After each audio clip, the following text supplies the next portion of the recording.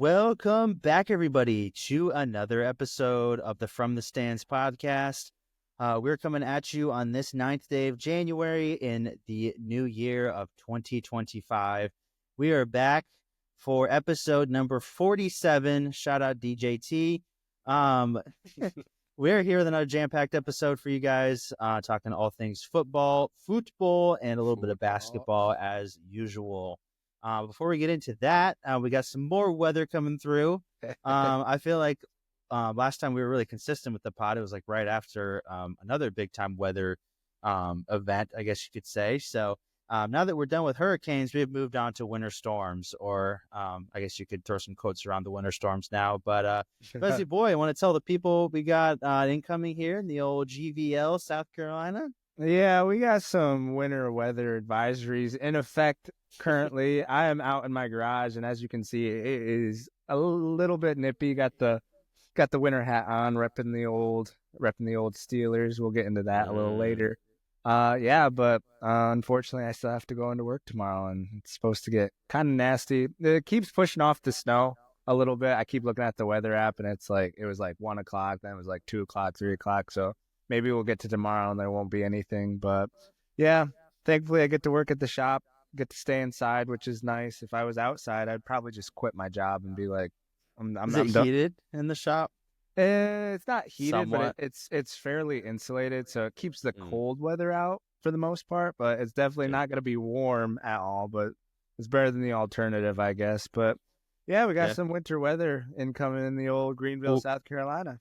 Yeah, South Carolina is notorious for overreacting for these forecasts for sure. I remember when I was in college, at least twice, we actually got a really, really good snow, and it was worth the hype. But I feel like in the last few years, at least, there's forecasts of big time snow, and we get like a little dusting, and everything is melted by noon. But what's your prediction on the? Do you think it's actually gonna give us a little bit of snow to deal with, some snowmen or anything? Or do you think it's going to be gone by the afternoon like I do?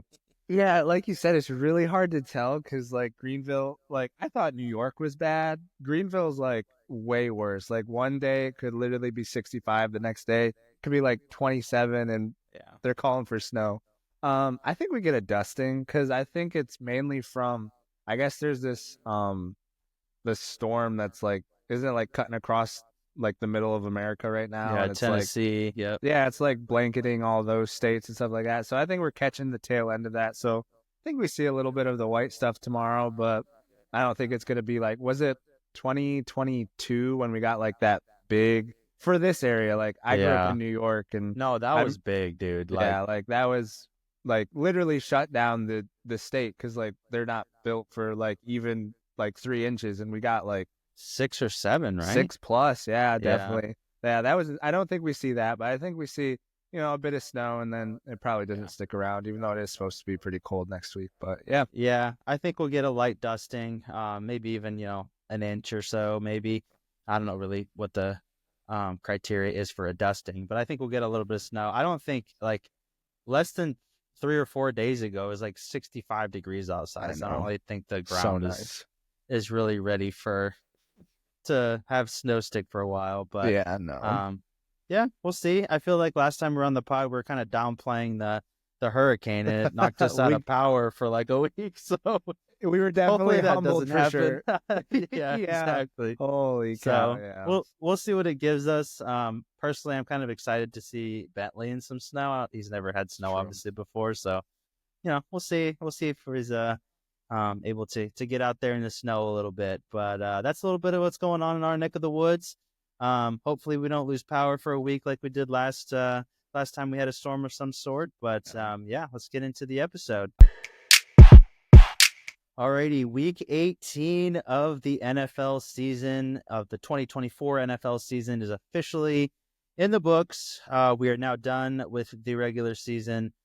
Moving into the playoffs here coming this weekend. But before we get into the playoff picture and everything, get into the matchups, we'll recap a little bit of what went on in week 18. Not too many scenarios coming down to the wire. Personally, I love to see the seasons where there's like 4 or 5 teams still in the hunt with only 2 spots available. But it wasn't to be. In either conference, really, there's only really one spot that was still disputed. At least in the AFC, and that was the Bengals. The Bengals did actually take care of business when they played. I believe it's on Saturday. It was like a kind of a weird game. Played the Steelers, won 19-17, a squeaker. So they took care of business, but unfortunately, it was too little, too late. As the Chiefs got obliterated by the Broncos. The Broncos just needed to win and get in on the last spot there in the AFC. Chiefs didn't put up much of a fight at all because they were playing with all of their backups. Dolphins were in the hunt as well, but they lost a pretty pathetic game to the 4-12 Jets, who are now have 5 wins on the season. So congrats to them. Good for them. We'll get into some of the talking points just in those 3 separate games right there, but I guess we'll take it from the first Bengals game there. Not losing, but winning against your Steelers. Steelers are on a 5-game losing streak now. What are the vibes over there in Steel City? I'm gonna be completely honest. The confidence is pretty low. Not gonna lie.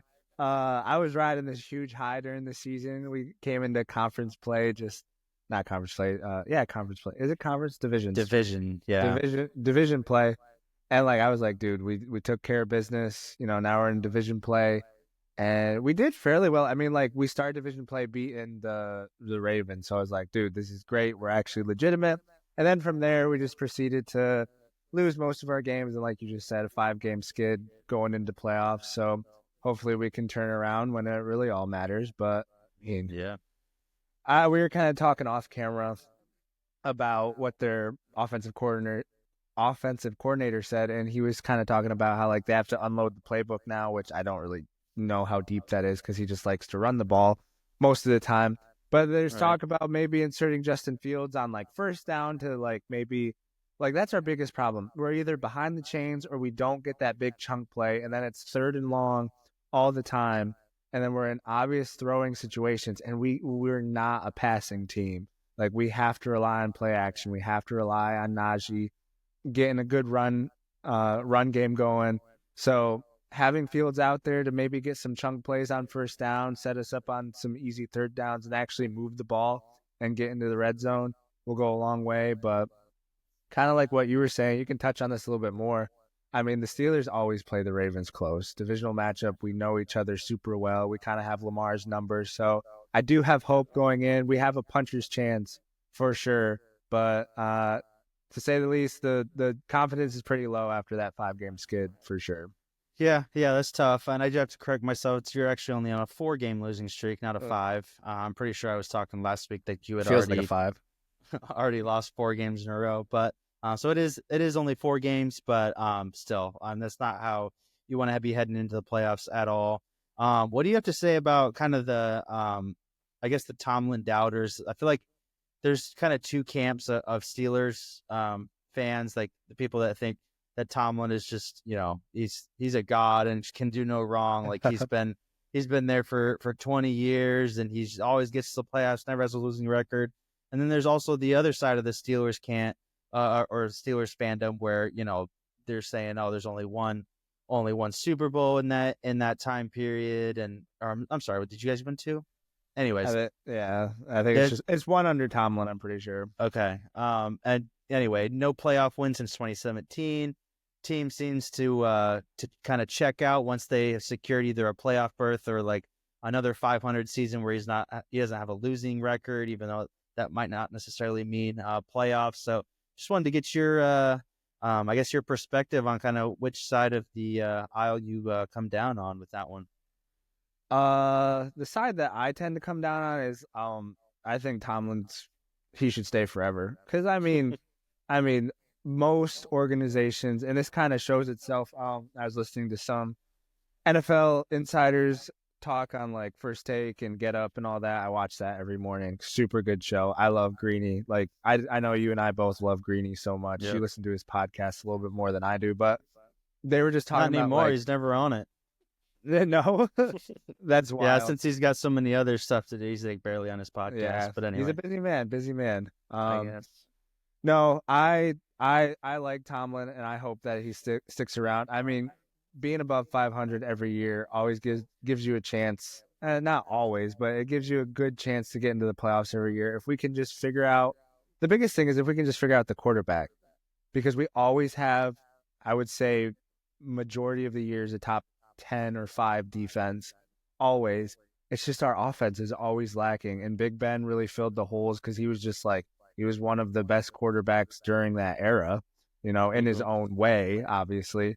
But he kind of like patched the holes that we had in our offense, and just our lack of offensive capabilities, I guess you could say. But a lot of people are saying, like, if the Steelers even hint at maybe getting rid of Tomlin, that like no job in the NFL is safe. Do you know how many organizations would kill to have someone like Tomlin, a culture builder, a proven winner with less than ideal circumstances? Like the Jaguars would take that in a heartbeat. The Titans would take that in a heartbeat. Like all these Mickey Mouse franchises would love to have a winner in their organization like Tomlin. So I hope he stays, but I can kind of see what people are saying, like let's be good in the playoffs, not just the regular season. But yeah, don't want to settle just for scraping in every year for sure. Right. Obviously, the Steelers are a model franchise of stability. They've only had 3 coaches coached there since, I think, 1968 or 9, which is an absolutely absurd stat when you look at other franchises, and they seem like they're firing their coach every other year or so. So, obviously it's something to be said for that, but I definitely think that in the NFL, it's kind of, you gotta put in good performances beyond just making the playoffs, especially for a team like the Steelers, who obviously they have the culture, they have the Super Bowls. Like, you can't just be the Jags and just be okay with just making the playoffs every year. So, definitely, I think he needs to kind of step it up a little bit with no playoff wins since 2017. That's a pretty crazy stat when you think about it. But unfortunately, they do lose to the Bengals to go into the playoffs. But Bengals solid win, but they're officially out, like I said. We'll get to the second game that I mentioned a little bit earlier. Chiefs, Broncos. Don't want to spend too much time on here. Broncos obviously took care of business pretty easily against the Chiefs. Didn't want to spend too much on here, like I said, but I just wanted to get your opinion if you think that the Chiefs intentionally lost the game or not. A lot of those conspiracy theorists are out there, man, saying that they were scared of the Bengals and that they were losing on purpose and blah blah blah. What say you?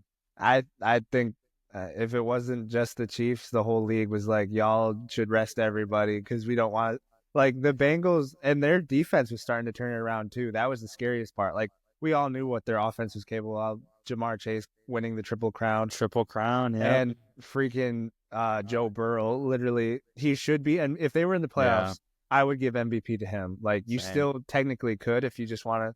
But like, I mean, I don't know. You can't really give it to someone who didn't make the playoffs. Like, he wasn't as valuable as he could be, but then he was playing out of this world. So it's like, what do you do with that? But anyways, I don't know. I don't speculate too much. Then you have Travis Kelce coming out on his podcast saying, like, I want him in there. You use some more colorful language than that. But he said he was afraid of no man, and for sure. He said he would play them in the Walmart parking lot. Let's go. Yeah.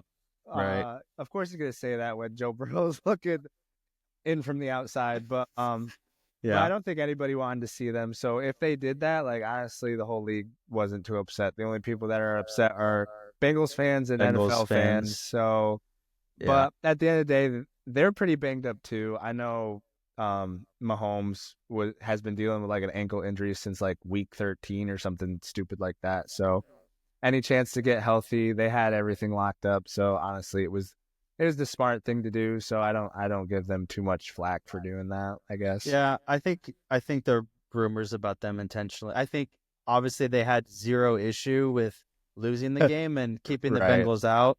But every single year you see one seeds that have already have everything locked up, rest starters and stuff. Like, they had no reason to play starters in week 18. And try to win a meaningless game against the Broncos and risk everybody. That's completely stupid. So ridiculous. And the fact that they lost, like, I don't think people realize how much of a difference still there is between starting level players in the NFL and backups. Like, they were legit playing all the Chiefs backups. So like, obviously almost any team in the NFL, like including the ones that are, at the bottom of the barrel, I would believe could probably beat the Chiefs backup. Yeah, So yeah, I don't really buy into it all. I think it's all yeah, just people hating on the Chiefs, and yeah, they absolutely. obviously want the Bengals in there for whatever. So, but whatever. We'll kind of move on to the last little game here. We got Dolphins Jets. Not too much to talk about here either. Just Dolphins kind of being a disappointment as per usual. Jets being a bigger disappointment per usual as this season's kind of gone along. So I bad. watched a little bit of the game just because that was the game on Fox in my area or whatever. Uh-huh. And they were talking like the whole second half about Aaron Rodgers, what he's going to do, blah blah Right. blah. We talked about that a little bit last week, but the big news coming out of the Dolphins camp after the game is Tyreek saying he wants out. I think he ended up retracting some of his statement a couple of days later. I think it was yesterday that he said that he had productive meetings with management and blah blah blah. But after the game itself, he came down pretty hard, saying, "I'm out, man. Like, just get me out of here." Blah blah. So, what say you about that? You think he's actually going to get out of Miami, or you think he's gonna stay where he's at? He's obviously has a massive contract, but what do you think is going to happen there? Frick 'em. Like, dude, Wow. you okay. I have some beef with Tyreek Hill. As some of you may know, those Oh yeah, fellow listeners of dude. the We never pod. even talked about the I know we do fantasy. need to talk about that. This would We'll actually get be to a it good, at the end of this yeah, segment. yeah. This is a good, precursor. But I was actually gonna mention that too because I totally like season ended. I didn't make playoffs. I literally just like cleaned my hands of fantasy football, Deleted the app. and I was like, frick this. But I did look at it and I was like, Sammy boy, Yeah, Sammy yeah. boy. But anyways, we'll get into that story. But no, my beef with Tyreek Hill is so I sucked last year at fantasy football. So this year I had the first pick and I was like juggling CMC, Tyreek Hill. Obviously, it looks like you didn't want to take either of them in Yeah. hindsight. But I took Tyreek Hill because I was like, CMC's always hurt, which I was right about. But Tyreek Hill proceeded to have 22 points in, I think it was week 1 or week 2. And I was like, dude, this is great. 22 points. That's awesome. Proceeded to have a terrible season. I ended up trading him for Kittle to Peter and ended up being a really good trade because he had a horrible season. Kittle was productive for me. So the only reason that I was in some sort of contention at the end of the year. But no, all that aside, all that joking aside, you can't have a season like that and be like, yeah, I want out. Like, you got to take some responsibility too. Like, He was said it saying was the first year ever he'd missed the playoffs yeah, and I'm just like, in his career. you have something to do with that. I know your starting QB was out like a couple weeks, not a couple, like 4 weeks and stuff like that. But like, if you're really as good as you say, like you should be able to get open, and like someone playing in the NFL will find you. Like with all this out, like they always show the stat of like the average space that he's open by because he's so fast. It's like, dude, I could get you the freaking ball. Like, so something's going on. You know, maybe he was a little rattled by his arrest or what have you. Not even gonna get into that, but yeah. So I just think, all joking aside, like, dude, just stay, figure it out.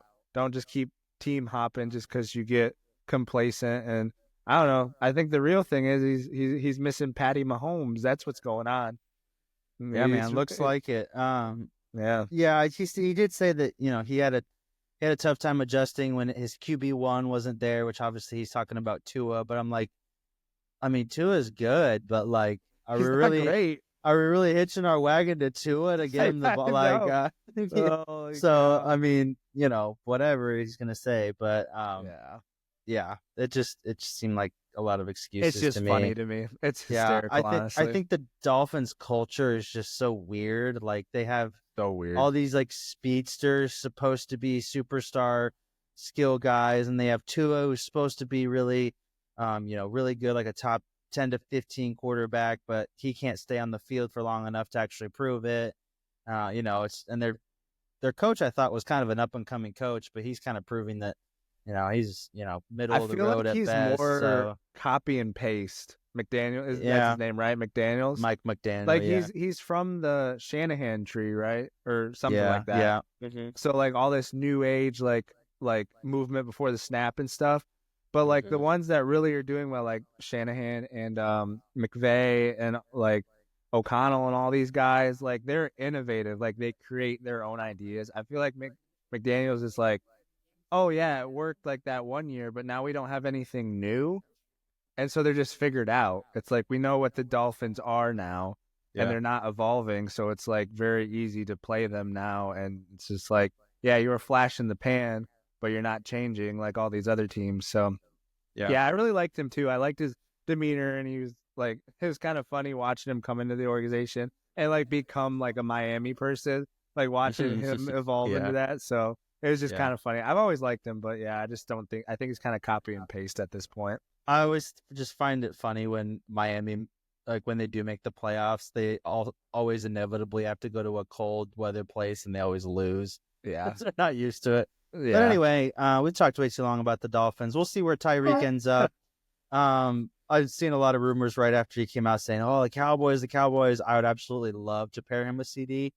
There's no way to heck that we are affording that contract, though. We'd have to do some massive restructuring. He'd have to take a massive pay cut. Not happening. So, Jerry'd have to start waiting tables or something. Yeah, Jerry Jones would be opposed to signing it because he's a good player. So, anyways, we're going to move on to the NFC. Atlanta. The Atlanta Falcons. Oh, boy. They were in a win and get in situation against the Panthers. They had the head-to-head over the Bucks, and they somehow lose to the lowly Carolina Panthers, who actually seem not so lowly anymore. It seemed like the last few weeks of the season, they kind of got a couple things figured out. Bryce Young playing a lot better, but they blow a squeaker at home against the Panthers, and the Bucks pull it out in overtime. Did you watch either one of these games? I know there's probably not too much to be said around this, but I just wanted to get your opinion before we move on to the latter end of the NFL portion here of the playoffs. Yeah, no, I didn't watch. I think I watched a little bit of the Atlanta game. Wasn't too locked in on that. I was watching more of, like you said, the Dolphins and Jets because I wanted to see like all the Bengals going to get in, but the Chiefs proceeded to lose 38-0 or something stupid like that. So, I mean, the biggest thing for me out of Atlanta is what they're going to do with Kirk Cousins now because they're obviously going with Penix as their number one. Does he stay on as backup? Do they take all that dead money? Because they owe him a rat ton of money. So much money, like makes my head hurt. But no, I'm honestly rooting for the Bucks. Like if the Bucks found their way to the playoffs, because like some people are saying they have an all right defense, and then Baker Mayfield's moving the ball all over the place, so they could sneaky pick to at least make the championship game. But no, I didn't watch a whole lot of it, but very interesting to see how the Bucks do in the playoffs coming up. Yeah, I like the Falcons. I think it'll be interesting to see next year when Penix is finally given a full season. I think there's no way in heck that Cousins is still there next season. I think he still views himself as a starter, even though he had a pretty bad season this year. Even though I think he should probably retire. He's so old and he's starting to show it. Obviously, big time choke job in this in the Panthers game at home. But it'll be interesting to see. They still have so many good skill players, dude. Like they obviously have Drake London. They have Bijan Robinson, who legit might be a top 5 to 7 back in the NFL. And they obviously have Kyle Pitts, who isn't quite what we thought he was going to be, but he's still a really good tight end, obviously. So we'll see what Penix is able to do with the boys next year. Big props to the Bucks getting in. Always love to see Bake May getting in. I used to hate Baker Mayfield with a passion. Obviously, because he went to Oklahoma, biggest rival to Oklahoma State. Hated that guy. But now he's in the NFL, man. Love me some Bake May, man. He's definitely matured. I think Johnny Manziel kind of ruined him because he was Johnny Manziel-esque. And then when he acted like that in college just a bit. He was Johnny Manziel 2.0. Mm-hmm. Yeah. But he's like what everyone thought Johnny Manziel would turn into, get to the league, mature, actually ball out. Like Baker Mayfield is playing really well. And that contract that he got from Tampa, he's worth that money. They didn't give him this outrage. They didn't reset the market with him, but they gave him some decent money. And I'd take it. Yeah. Dude, I would be the guy that carries the towels on an NFL team. I'd take that salary. Frick that. I always kick myself. We should have learned how to kick field goals, bro. Yeah. Pay me $500,000 a year to kick freaking field goals. Heck yeah, brother. No kidding. Don't even freaking care. But No yeah, kidding. no, I love me some Baker Mayfield now too. Yeah, for sure. Moving on to the Bears-Packers game. Packers had a really nice, what I thought was going to be a nice tune-up game to get them kind of going for the playoffs and everything. Not to be, my friend, not to be, because the Bears steal it at the death. Caleb Williams, what? 24-22 victory for the Chicago Bears. Is the first time since 2018 that they have beaten the Packers.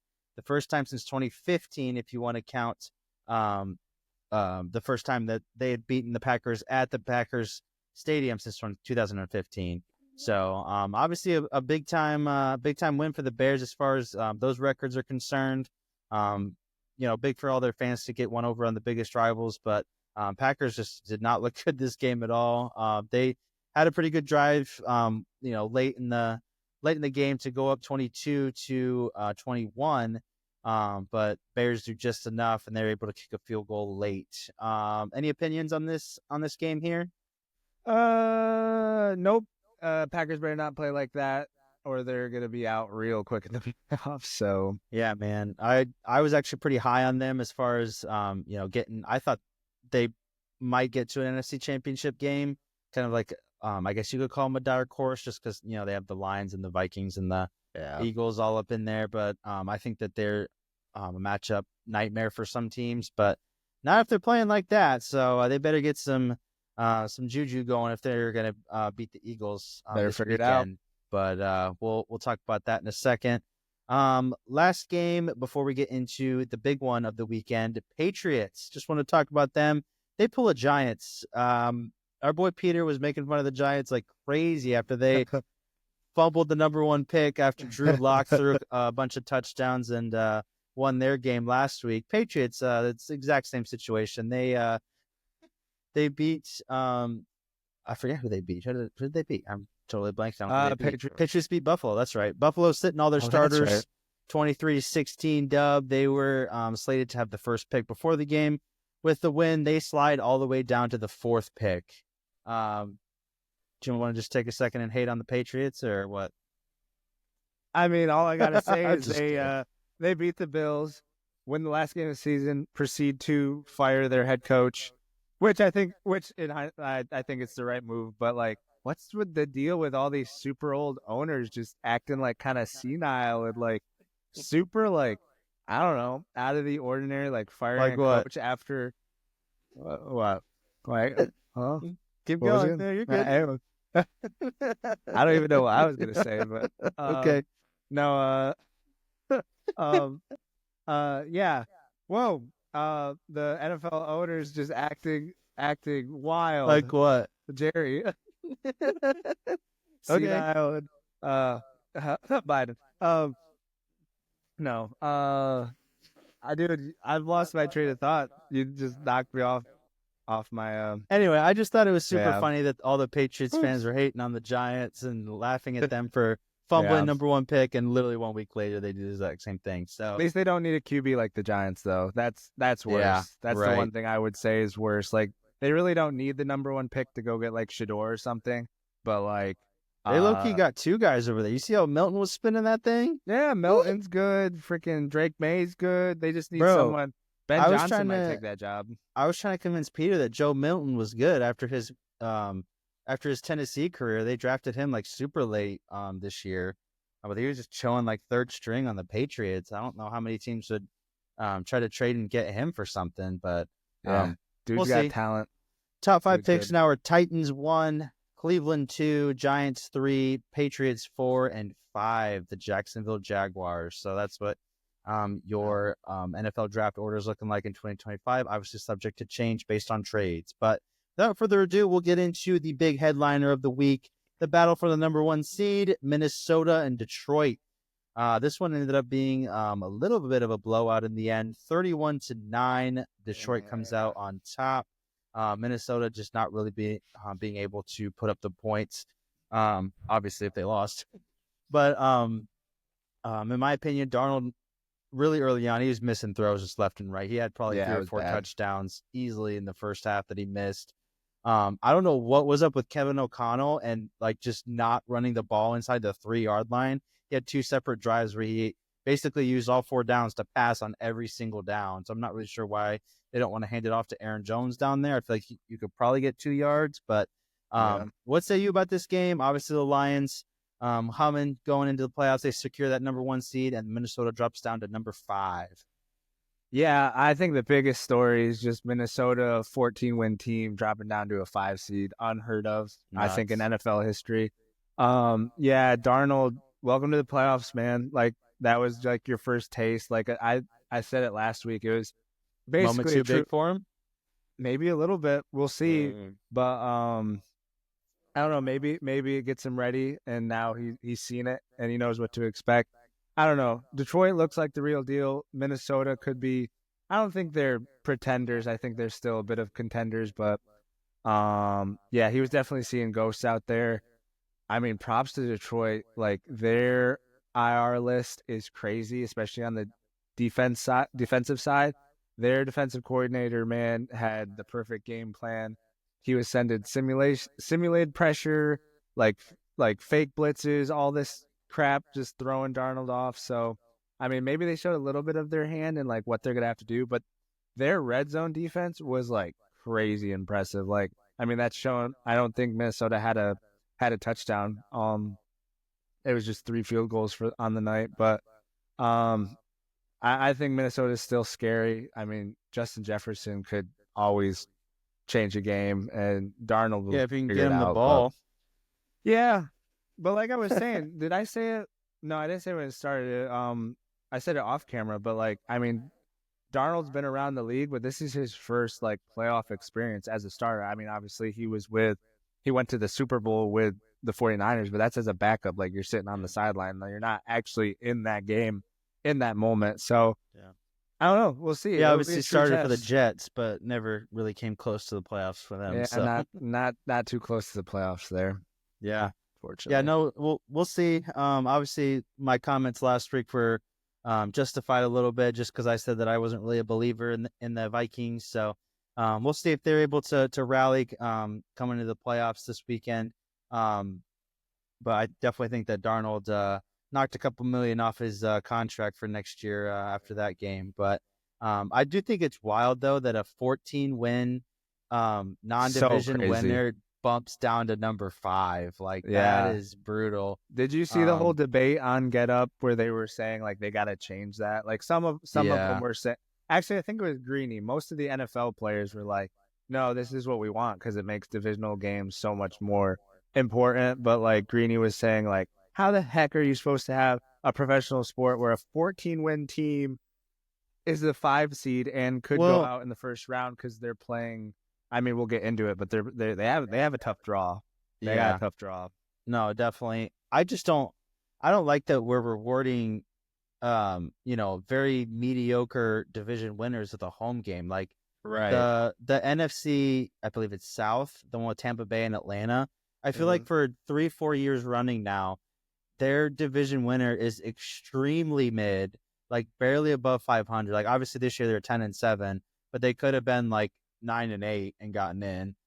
And so, like, I don't like rewarding them with a home playoff game. I just think that the seeding should be. I think that division winners should get into the playoffs, like, automatically. I just don't think that they should have one of those top 4 seeds because then you have a debacle. Like we were talking about even a couple weeks ago. Like, if the Packers would have won against the Vikings, and like let's say the Packers then would have beaten the Bears, which everybody thought was a formality, but obviously that didn't happen. But we would have had the Packers, the Vikings, and then the Lions all at least with 13 wins, and we still would have had them at like 5 and 6 seeds. So that's just like insane to me. But yeah, it's like it just feels so backwards. I can see why people are up in arms about it, but it's the way it is. You got to play the games in front of you. So we'll see who comes out on top this coming weekend. Yeah, Lions looking very good though going into the playoffs. Without further ado, we're going to go right into the playoff weekend, wild card weekend here. We're going to go through the matchups here. We won't spend a ton of time on each matchup, but we'll kind of get a prediction for each game. We'll kind of take it from there. The first game, On Saturday, we have the Los Angeles Chargers with Justin Herbert going up against C.J. Stroud and the Houston Texans. Who you got in this one, Fezzi? Oh boy, this one's tricky. LA, Houston. I'm gonna go Houston. They've been there. Chargers, new coach. I mean, I would love to see them keep going, but I gotta take Houston. Picking with my mind, not my heart. So we're gonna go Houston. Interesting. I'm gonna go Chargers. Actually, I like what Wow. Jim Harbaugh's doing over there. Even though I don't like Jim Harbaugh, I think Herbert will come in, come up clutch. Finally, the first time I feel like he really has a squad that he's able to really perform with in the playoffs. So I got the Chargers in this one. I think the Texans are a little bit too beat up. I think C.J. Yeah. Stroud's going through a little bit of a sophomore slump. So I have the Chargers coming out of this one, but should be a great game. Yeah, good shout, Um, good shout. Saturday night, baby. Let's Pittsburgh go. Steelers against Let's the go. Baltimore Ravens. Obviously, one of the better of the two games on Saturday, at least in my view. Yeah. Who you got, Fezzi? All right, this one I have to pick with my heart, even though if I was picking with my mind, I don't know. They've split the regular season, so it is kind of I What wouldn't I'm say toss up, saying. but I gotta go Pitt, man. I think if we can incorporate Justin Fields a little bit and our defense shows up, man, I think we're gonna have Lamar seeing ghosts, and we could come out of this on top, move on to the second week. Yeah, we'll see. As much as I am rooting for the Steelers in this game, I'm going to pick the Ravens though. Tough. I feel like Lamar kind of has a lot to prove to at least Absolutely. what happened last year and everything after how he went out. He's got to prove that he's not just a regular season guy, at least in my mind. So we'll see if he's able to pull it out. But like you said, Steelers always play the Ravens tough, no matter what the records are. So hoping you guys Yeah. pull that one out. But I do think that Baltimore will ultimately prevail in this one. First game on Sunday, we had the early afternoon game. The Denver Broncos going up the high and mighty Buffalo Bills. Little Bo Nix versus Josh Allen. Who you got in this one?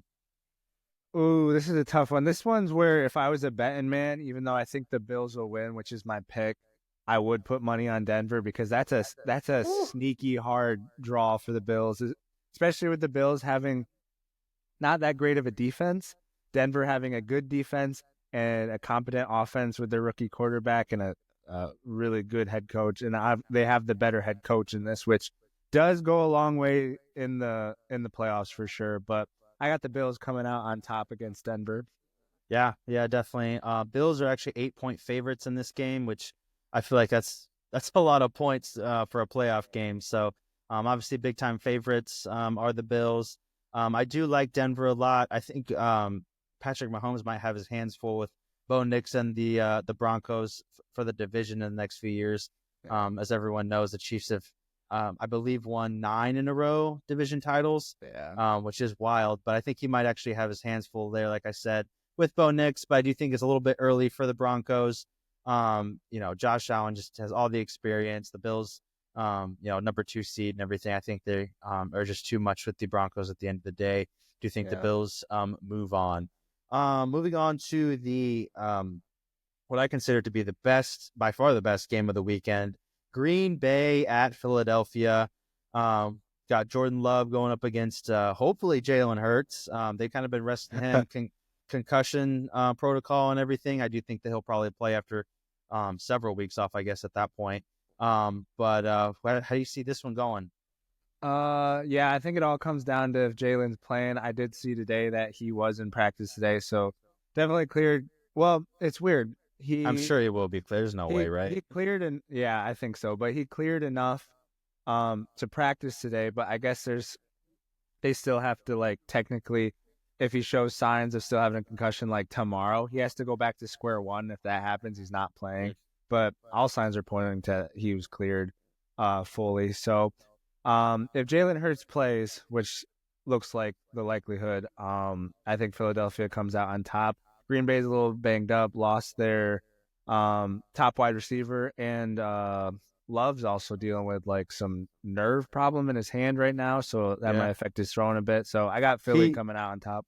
Yeah, he actually came out of that Bears game, I believe, in the third quarter at some point. So He's obviously dealing with a little something like you were saying. I think if Jalen Hurts plays, Eagles will probably win. I think if Jalen Hurts is out, might be really vulnerable, even though they still have Saquon. Saquon will be coming off a couple weeks of rest as well. So he'll be dangerous. As much as I don't want to say it, I do. It's just so tough, man. I still believe in the Packers quite a bit. All I think right. they could pull an upset, but I'm going to have to pick the Eagles on this. I think it's too much firepower, too many weapons. If Jalen Hurts plays, they just got to get inside the 5-yard line. It's an automatic touchdown. So, yeah, we'll see how that one goes. Really excited to watch that one. Moving on to the Sunday night matchup, Washington Commanders against the Bucks. We actually didn't touch on this game at all, but the Commanders were actually down against the my Cowboys for most of the game on Sunday. Ended up coming back and winning. Jaden Daniels only playing, I think, about a half or so. I think they intentionally rested him because they were already in the playoffs and everything. But I think this matchup is maybe a little bit underrated. I was kind of upset because they didn't put the Green Bay Philly game on Sunday night, but could turn out to be a pretty good game. What say you, Fezzi? Yeah, I think this one's kind of a toss-up too. Like you said, a little bit of a underrated matchup.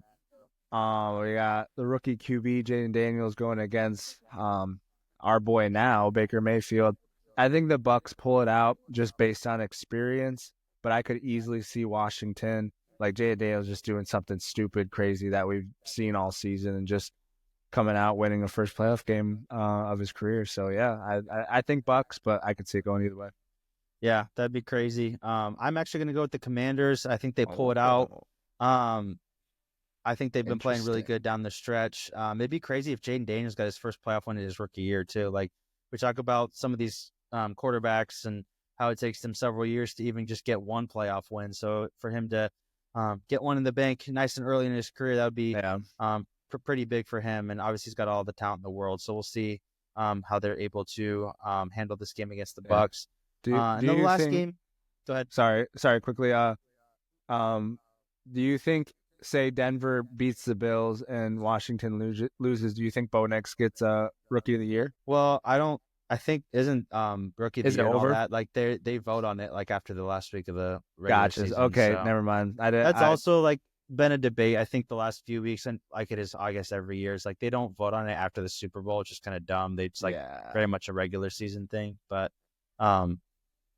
what did you say? If Bo Nix won and Jaden Daniels lost? Yeah, like if it was based on that, I'd probably give it to Bo Nix because I feel like they have had pretty comparable seasons, and if one was able to get a playoff win, I'd definitely give it to Bo. But and his playoff win would be more impressive against the number 2 seed Bills, like instead of the Bucks. Like, but all right, I didn't know that. Like, I didn't know how far the voting went in, but it's another thing that could easily be changed, but the NFL refuses. We'll change it when we're up and coming.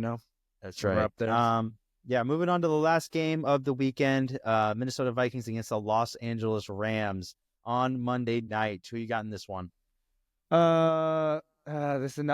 This weekend's so good. Like, honestly, it's so good. Like, really good. Because I could see either team winning again. But I'm gonna go Minnesota. I think they've been the most consistent. Though you could flip that around, because it's all about playing your best ball at the end of the year, and that's what the Rams are doing right now. And Minnesota, you could say, has kind of fallen off a little bit. So it's just a toss-up, man. It's a toss-up. I mean, Rams been there, done that. Minnesota kind of new. I don't know. 2 very good coaches. I could go Minnesota, though. I'm going to go Minnesota. Jared would love me. Yeah. Well, Jared's going to hate me because I'm going to go with the LA Rams. I'm going to go with the Rams. I think their offense is loaded, dude. They rested all their starters this past week as well. So obviously got Matty Stafford slinging the pill. You got Kyron in the background. Puka Nacua, Cooper Kupp can still, he can still put up some yards. So their offense is loaded. Put it like that. I'm going Minnesota still, but when you put it like that, I think their defense is coming on later in the year. Vikings, I mentioned this last week, man. I just don't like every good team they played, bro. They just haven't been up to snuff. Like they kind of proved it. Obviously, the Lions are basically, if not the one of the best teams in the world, in the league. So putting up a stinker against them, not even scoring a touchdown. Like I said last week, kind of broken down the teams that they've beat. It's a lot of 500 and below. They did beat the backers a couple times, but that's always going to be a close game. So just not a believer in the old Vikings, man. Like, I think they got some good pieces in Addison and Jefferson, but I think Darnold kind of showed his hand as well, not playing real well under the big time spotlight. So that was basically a playoff game for them. So I do think that they're going to have an early exit despite the 14 wins. So yeah. Jared, regardless, great weekend. Regardless, yeah, great weekend we got ahead of us, boy. Gonna be so hyped. But before we get into some college, we're gonna wheel it back around and talk about some fantasy football. Yeah, we kind of skipped it last week, but our boys league, I came away with the dub in the championship game. Kind of had to go through basically the three best teams in the league. Really, first round I had to go up against Mikey, who didn't have the greatest record, but I obviously he was still like 10-7 or whatever. But I still think he had one of the better rosters. Then next we had Petey. Obviously it's always a good feeling when I get a dub over him, especially in the playoffs. Same thing happened last year. Met him in the playoffs. He had a much better record than me. Came away with the dub on that one as well, but then I lost in the championship last year. And then rematch of last year, Sam Sasted against Herbie Hicks. Came away with the dub. All about peaking at the right time, gentlemen. That's right. So, got a dub. Won the championship, even though I had a 6-8 record, I believe. Yeah. So like I was gonna say, I think you're underselling how crazy it is with what you did. Like the whole, because like I was a long shot, but like it came down to the last weekend where like if a few things went my way, I could have snuck in. Yeah. But like you got in over me because I think if you would have won your game and I would have lost my game, you would have been in over me. Yeah, it would have come down to a tiebreaker or something like that. But yeah, you snuck in at like, what was it, 6-8? You said 6-8, I think. Yeah, 6-8, like bottom of the playoffs, and like won the freaking only one with the negative record. And I remember, I think you even said it on this pod. Like we could go back and get that at some point, but you were literally like, yeah, I'm not trying too hard in this one, not focused too much. Like my draft wasn't that good, and yada yada. Yeah, winds up winning the freaking league. That's just fantasy. Fantasy. Honestly, I didn't completely punt on it because I was still trying to make moves, but I just thought that my trade moves, like because they weren't kind of panning out the first few weeks, I was kind of chalked. Yeah. But like not to give myself, pat myself on the back, but like I kind of like geared it to where like I did peak at the right time, because even the trade like I had with you, for example, like I traded like a running back for like a receiver. So I was trying to like balance out my roster and everything. So I was trying to peak at the right time. Like for example, like love Herbie, but like I got to the championship and I was like, dude, like I'm probably gonna win this, because I was looking at his team and it's just like his team was really good at the beginning. But then, like, towards the end, like, he was just kind of hampered with injuries. And just on paper, that I was like, oh, man, like, I might win this whole thing. So, but, crazy. Yeah, I think the final standing, I think you got 8 or something like that. I wasn't last. That's all that matters. I talked to Peter afterwards. Peter actually ended up being in 4th because he lost to Micah in the 3rd place game. And he was beside himself. He was pulling a Stallone and saying he's not going to play next year. I'm definitely going to end up playing next year. I say that every year. And I was just like, I just can't be a sore loser. I just got to play it for the boys and just whatever happens.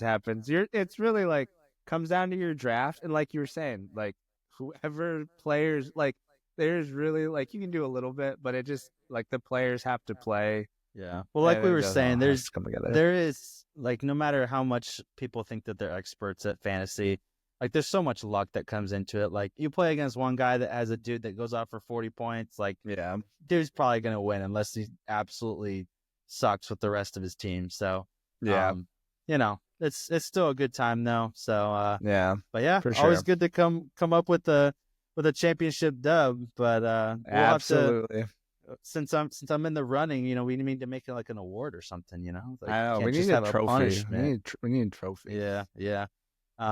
But yeah, in my work league, I was actually upset because there's actually some money on the line, and I ended up losing in like the championship Tough. game. But yeah, the one league I actually thought I was gonna win, I lost in, and the other one that I didn't think I was gonna win in, I did. So We need to yeah, start good. a fantasy part of the podcast. You could be like the Field Yates of the From the Stands podcast Yeah, fantasy. guys, I really know what I'm doing with my 6 and 8 team. Hey, dude, you won the championship, I and then did, you yeah. were in the championship for your Yeah. dude. Like, no one's gonna take advice from me because literally, I didn't make playoffs in ours, and I was doing well in the your church's league that I got invited to. You did better and than I me came in there. No, I came in last at the end of the season. In the church league? Yeah. Did you I really? was last. Dead last, bro. I don't even know how that You works. must have because lost there's like no 4 vision. games. Yeah. Yeah, that one I actually like kind of punted on too, because that one I didn't really care about Well, to begin with. But you were on the bubble, and then like I guess you must have lost like 4 games in the playoffs, like in the losers bracket. yeah, I Because did. that's insane. I Also, lost one so last much. thing I'll say on this: the fact that I got way more flack for picking Kyron Williams in the first round Oh man, than you got for picking Tyreek Hill than the very first pick was insane. Comes back to bite you, bud. Kyron Williams got me like 20 points a game and got me to the championship game and won, and Tyreek Hill is winning out of the Frick Miami you, Dolphins. Sam. Frick So you. Moving anyway, on. yeah, good dubs for me, not for anyone else. But flipping over to college now, we actually got a pretty good game going on between Notre Dame and Penn State. I got it going on here in the little corner of my it's computer. tied up. Holy 24-24. Notre Dame just scored a pretty good touchdown. Nice little 25, 30-yard throw. So kind of following that one right now. Obviously my prediction is worthless, but I did think that Notre Dame was actually going to win this game, so hopefully they pull it out. But obviously that's going to be or is currently a very good game going on right now.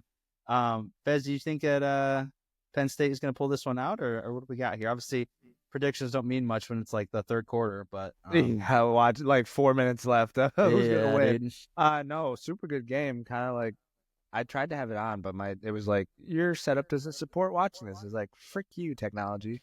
I would love to see Notre Dame win. I told you this off camera, but I don't really like either of the teams. But if I had to pick a team I didn't want to win, it'd be Penn State for no reason other than the fact that they're freaking Penn State. I don't know why. Kind of a weird game for a semifinal too. Like super we're not weird really game. Used to see them. Yeah, especially Dame, Penn State. Like what's going on? But I hope Notre Dame wins. It's kind of it's hard to pick, like you said, but like at the beginning, I think I thought Penn State would win, but good to see that it's competitive. So yeah, definitely. Next game that's going to be played for the semifinals will be tomorrow night.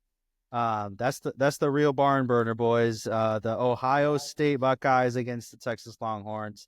Can't wait to watch that game. That'll be a great game. Who do you got in that one?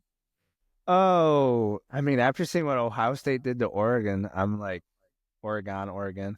Yeah, I think I want Texas to win, but I think Ohio State clearly has the better roster. Texas, I mean, close one against Arizona State. We talked about that last week. Great game. I think Ohio State wins, but I would love to see Texas find a way to do it. Dude, proof that everybody is riding high off the Buckeyes win last week. They're a 6-point favorite against Texas. So 6 points. That's crazy in a semifinal. Yeah, exactly. Dude. So obviously people are feeling pretty good about the Buckeyes going to the championship. I do hope that Texas gets there. Yeah. I think they're more vulnerable probably than the Buckeyes are. I think Ohio State will probably win, but I do hope that Texas beats them. So yeah, absolutely. Yeah. Should be a great game. Obviously that was a lot of football talk. We'll come at you next week with a big time recap of all the wild card games. Also be talking a little bit about the college games that went down. This one's about to wrap up here in about 5 minutes or so, unless they go to overtime, which would be crazy. Hopefully we'll talk a little bit more about the semifinals games. I know we kind of brushed right past them because we talked so much about NFL. But we're in the sweet spot here for the NFL, so it's definitely Absolutely deserved. But yeah, we'll come at you again, like I said, next week, and we'll move on to the soccer part of the podcast.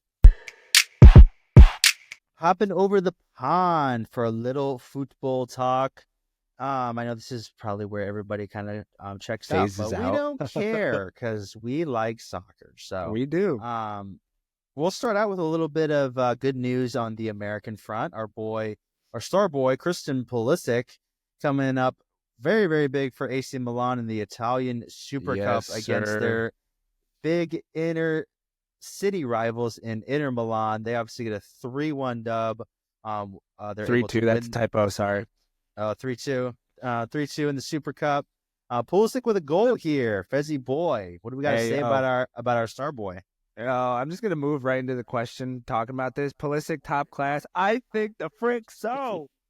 Put some respect on his freaking name. I was hesitant before, but dude freaking has an injury. He's out for like 3 weeks. Come back with a new manager, leads them to Italian Super Cup.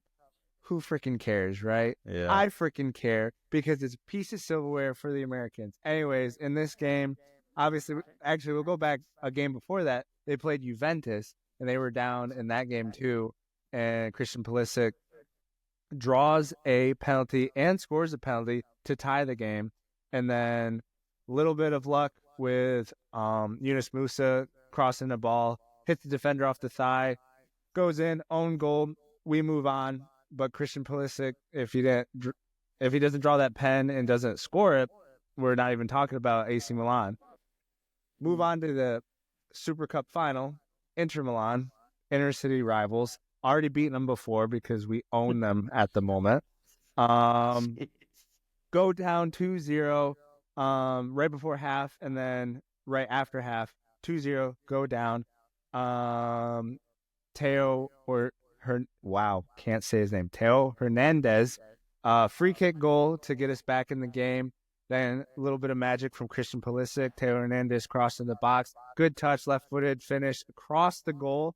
We're tied at 2-2, and then this is the like chef's kiss. Like, you have to admit that this was like a nice pass. Did you watch any of the highlights or anything? Yeah, I watched it. Yeah. Layout, run into the box. Christian Pulisic from like 25 yards out. Perfectly weighted ball, left foot to Layout. Chips it across to Tammy Abraham. Chips in the goal. 3-2 victory for Milan. So the reason I put the Pulisic top class in, and you can have your opinion right after I literally glaze the heck out of him right now. But like every doubt that I have had, he is literally like, shut up. Even like an American fan. Now I understand, like, Milan's not like pushing to win their league. They're barely gonna make European like spots. Place. Like, with the Champions League format, they're like not doing like super well or anything. Couple good wins, but like Christian Pulisic is holding that team together. Like, the only reason they're not doing any worse is literally because of him. And that's like factual in like every sense of the word. And then in the biggest games with a new manager, he comes in after injury, still not 100%, literally wins the Juventus game. Like, not like he has the winning goal, but in the final has the goal to tie it, then has, I guess you could say, the hockey assist to set up the play to win to win it. And I just think that like goes such a long ways, because like last year he had a great season, good season opposed to his Chelsea years. But he was always like where's Pulisic against the Romas, the Juventus, the Inter Milans last year, like in the Champions League? Where was he? He was scoring goals against these Mickey Mouse clubs, but like nowhere. This year, goals against Liverpool, Inter Milan, Juventus, Inter Milan again, like just showing up not only in all the games, but the biggest games. And again, I know it's the Italian Super Cup, but it is a final against your inner city rivals. Like, so, I mean, I'm not ready to say he's world class, maybe top 25 in his position in the world, but he's definitely starting to make a push for, like, what else does he have to do other than obviously that he needs to be on a winning team. But yeah, I don't know. You can give your opinions now, but I was like super hyped this weekend because I saw that they won. I was like, oh, that's great. Then I saw that they fired their coach. I was like, oh, they got a new coach. Then I saw that freaking Pulisic was balling the frick out. So I was like, let's freaking go. But all right, I'm done. Now you can bring Wow. me back to earth, Sammy. That was pretty animated. I like Yeah, that. bring me back down. Let's see it. I don't necessarily want to bring you back down to earth. I agree with most of what you're saying. I feel like we have this conversation every 3 or 4 weeks or so, whether or not he's world class. For sure. To get to the world class, I've said before, I agree with basically 90% of what you said there. I still think he needs to do it on a more consistent basis. He is scoring against like the best teams that they're playing now, which I think is huge. I think that it's completely fair that you're downplaying the Italian Super Cup. I think that's kind of a Mickey Mouse trophy, a little bit of a one-off. But like, I mean, if you're from Italy, doesn't matter. Like the AC Milan versus Inter Milan is the rivalry in that country. So, if you're playing either for Inter or for AC Milan, you show up to play that game, no matter if it's a friendly or if it's for a trophy.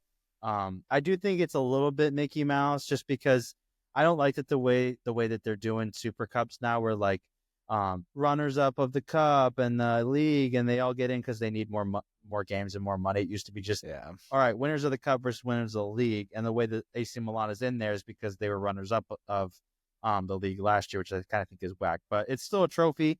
Obviously, still a big time goal by Pulisic, big time performance. So I think that's massive.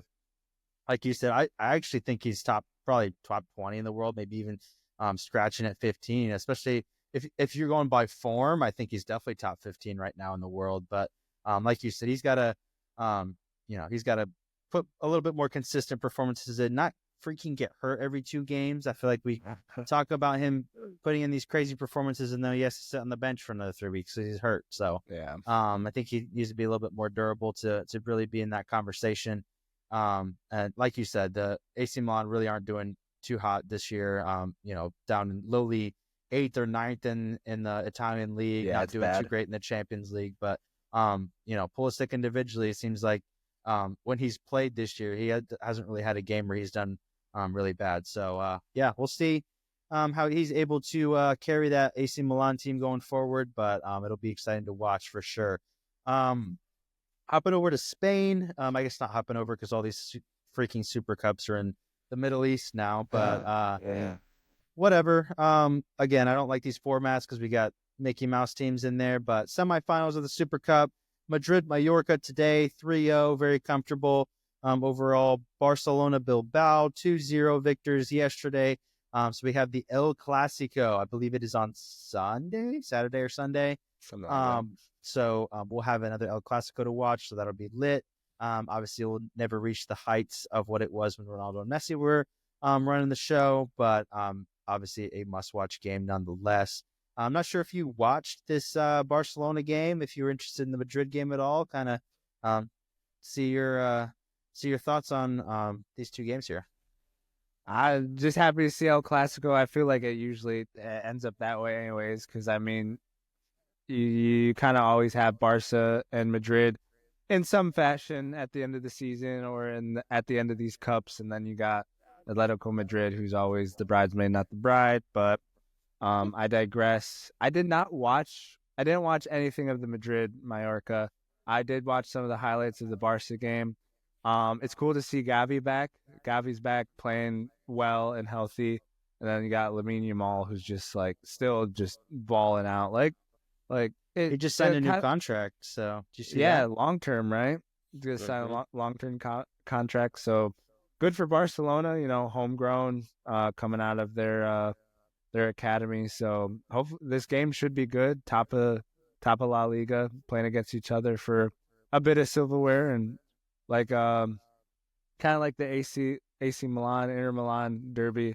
Like you're always up for an El Clasico, like whether it's a Mickey Mouse trophy or not. Like the pride and the bragging rights of winning that game go further than that. So it should be a good game for sure.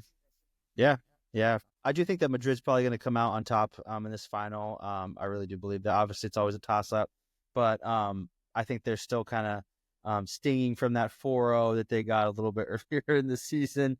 It was 4-0, right? I think so. Yeah, it was a spanking. Was that their last matchup? They haven't had one since then, right? Yeah, I think that was the last Yeah, time. they're definitely going to want revenge after that. So, obviously a trophy on the line as well. So we'll see who ends up coming out on top as far as that trophy is concerned. Also, Kylian Mbappe actually finally finding some form finally this season. So, he's been scoring quite a bit more recently. So that's good news for the men in white. Hopping over to England, we're just kind of bopping around the countries here. Chelsea dropping points to Crystal Palace.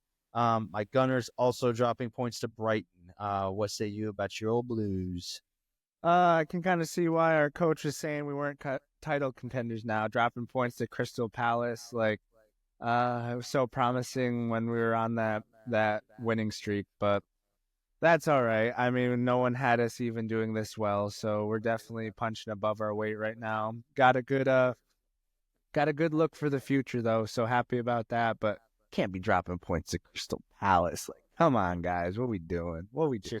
Classic mid-table side there for sure.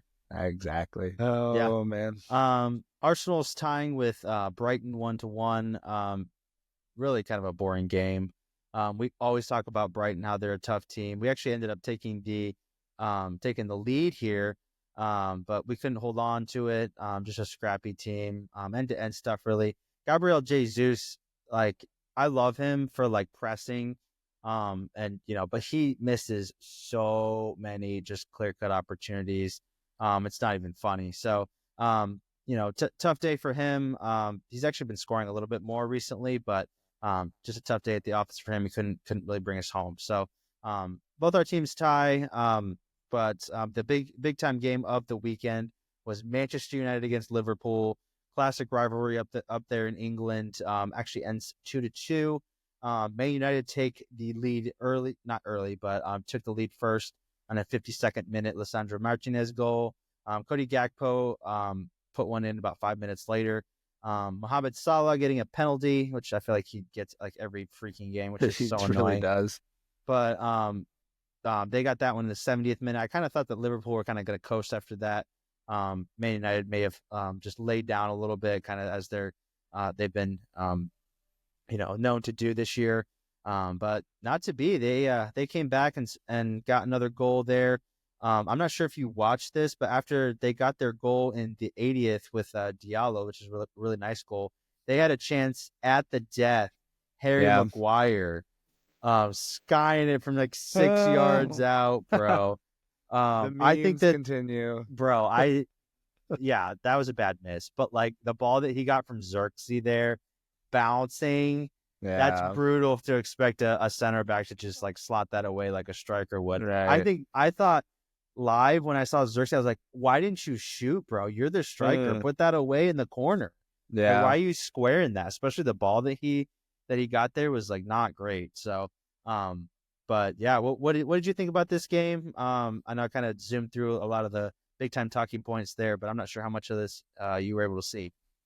Yeah, I watched a little bit of it, finished it with some highlights, but I thought Manchester United played really well. Obviously, still a bit disorganized. He just doesn't. Their new coach just doesn't have the personnel to do what he wants. Really, right. This is kind of like he's really just kind of like weeding out who he wants to keep and seeing what players he needs to bring in, like what positions to fill. But props to them. I really thought Liverpool was going to take care of business because, like, I mean, they've just been flying this year. But that's the Prem. That's soccer. Like, the best team doesn't always win, which is why we love this sport. But little bit of a shocker, and like you said, Manchester United had a chance to win.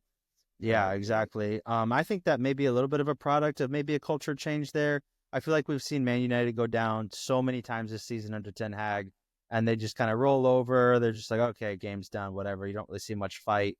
Not really any goals coming back or anything. But the fact that they were not only able to come back, but against Liverpool, number one in the league right now, kind of a wagon right now as far as they're concerned. Not only come back to tie, but obviously have the big time chance at the end, possibly to steal it. And they also had, obviously they've gone through a kind of a rut of games there, but even though Man City, they ended up tying against them. Man City was up late against them, and they ended up coming back and winning. So, maybe a little bit of a culture change there. We'll see what they're able to do going forward, but for the time being, they're still stuck pretty far down the table, and probably will miss out on Europe this season unless something absolutely insane happens. But want to finish out the soccer segment here with a little Carabao Cup talk. Obviously, that's the League Cup, which is the second domestic cup tournament. So not a lot of not a lot of eyeballs here, but it is a trophy at the end of the day. My boys Arsenal in the semifinals against Newcastle ended up losing 2-0, which was very unfortunate. I have my opinions about Arteta, but I'll save that for another day since we're already so far over time here. I think kind of aired them out on here before, but his comments after the game just not what you want to see as far as I'm concerned as a fan. But I will say that he is, just kind of, riding it out. We'll see if he's able to kind of get a trophy in the next couple of years or not. But like I said, his comments just not the best. He's talking about how the ball in that tournament is just, bounces differently and all this stuff. So, just frustrating excuses, but we do have the second leg, so we'll see if we're able to come back.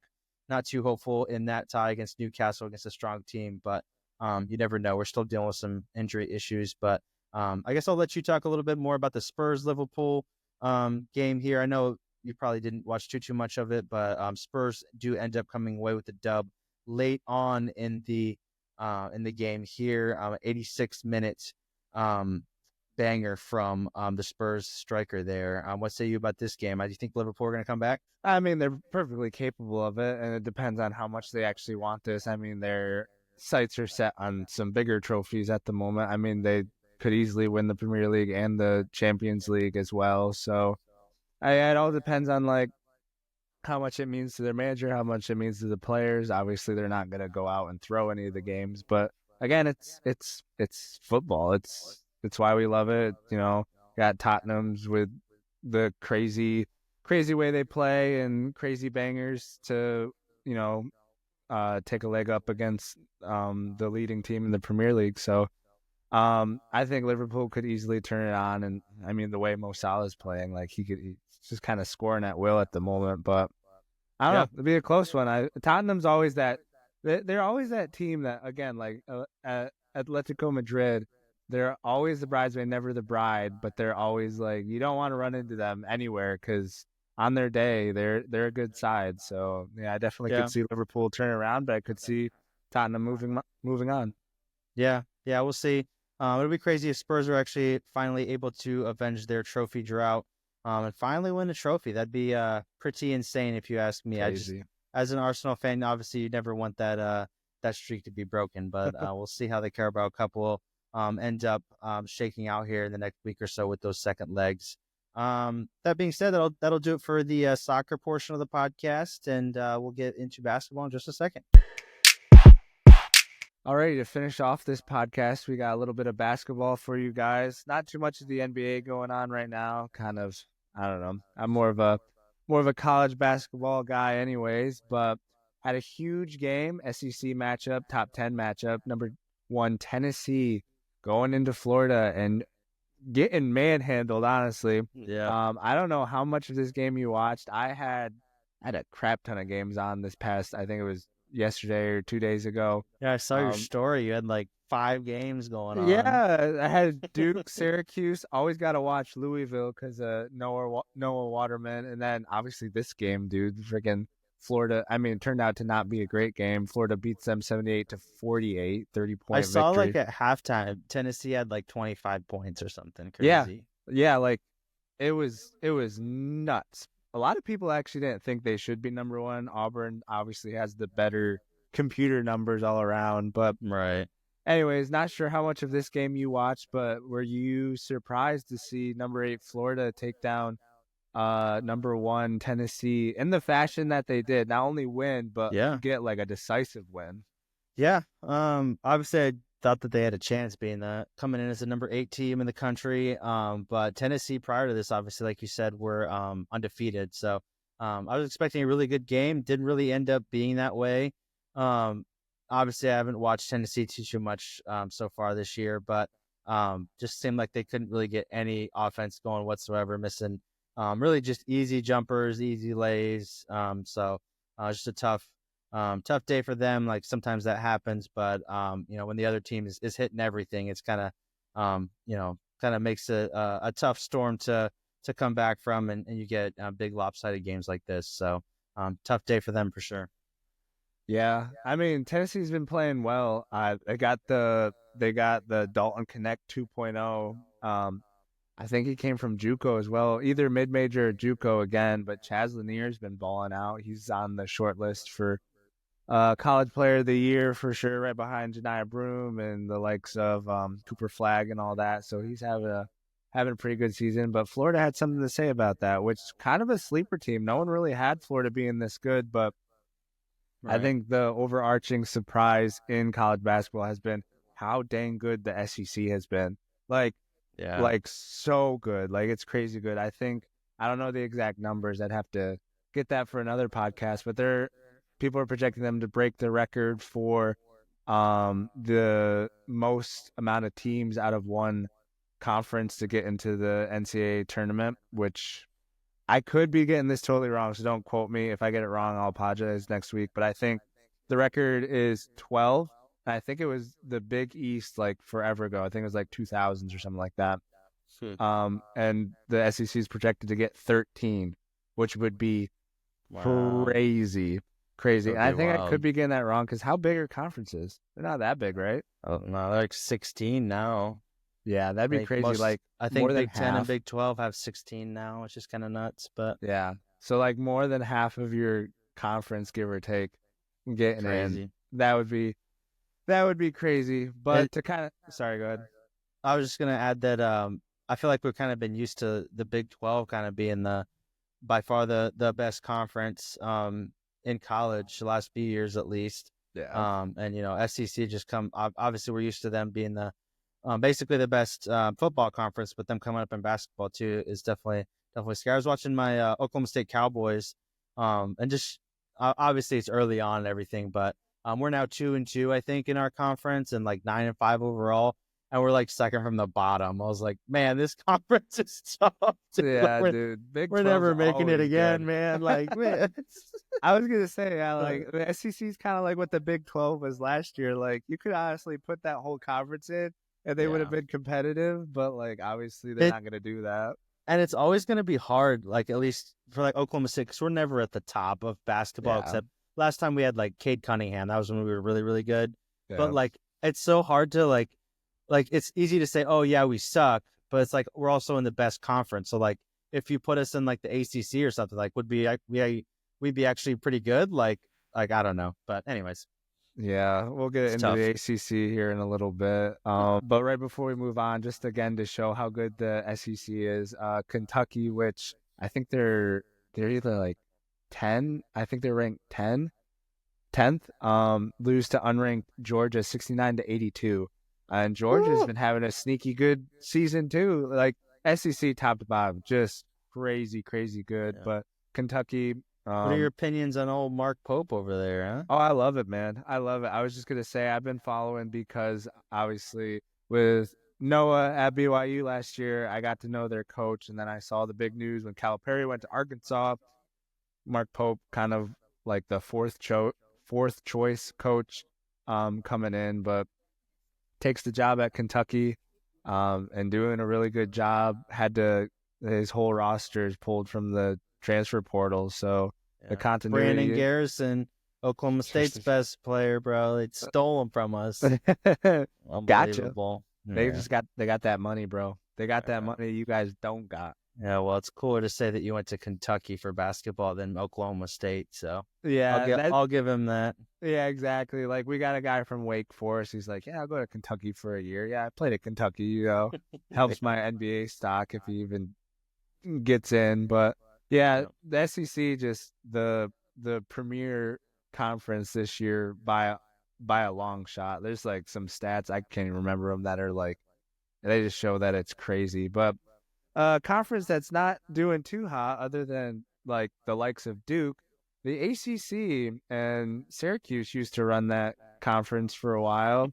Not so much anymore. We straight trash, bro. I don't know. You probably Did don't you even guys want to. ever run the ACC, or was it just the Big East? It's probably just the Big East. We were Okay. well in the ACC. I put this on my story the other day, but like it was kind of remembering like the double digit like NCAA tournament runs. Like I Right. remember the year we were like a 10th seed. We beat like #1 Virginia in this Elite Eight to get to the Final Four. I Yeah. was like, dude, like just That was like always coming out of 2018 or no. something. Pretty Yeah, it was recent, something right? like that. It Yeah. was 2016, 18. Okay. Yeah. Yeah, but Anyways. it was I miss those days. Like we were competitive and we could actually beat teams when we got now we're not even gonna make the tournament this year. You It's have a all negative shambles. record right now overall, right? Yeah, I think it's all shambles. Yeah. I think we just won the other night. We won our first ACC conference game. So we're like Man, one and it's tough. four now or something like that. It's bad. Yeah, It's really ACC bad. is weird because like I know Virginia's not doing good. I think they're like 8-7. I know Yeah. UNC, they're quite a bit better, but even they have like at least 5 losses. I believe they have 6 now. Yeah. They've only won like 10 or 11 games. So Duke, I think, is sitting pretty nice at the top. I think with maybe Louisville and maybe Clemson's up there too. But yeah, it's a weird year for ACC. Yeah, definitely a weird year. I mean, Duke, like you just alluded to, definitely at the Did you see top. Cooper Flag's dunk? Oh my Oh, goodness. dude, like that's the first viral highlight, like to be honest, Yeah. from his Duke season. Like, Yeah, he's uh, filthy, man. yeah, nothing out of the ordinary for him though, dude. Just imagine being like 7 foot tall, athletic as heck, and just like, yeah, I can't even Gifted, imagine. man. I'm like 5'8" and not athletic as heck. So this is what we do. Wrecking Yeah. it in our men's rec league, but that's about it. Yeah. But keeping it ACC to finish off this segment. We always got to talk Noah Waterman and his teams.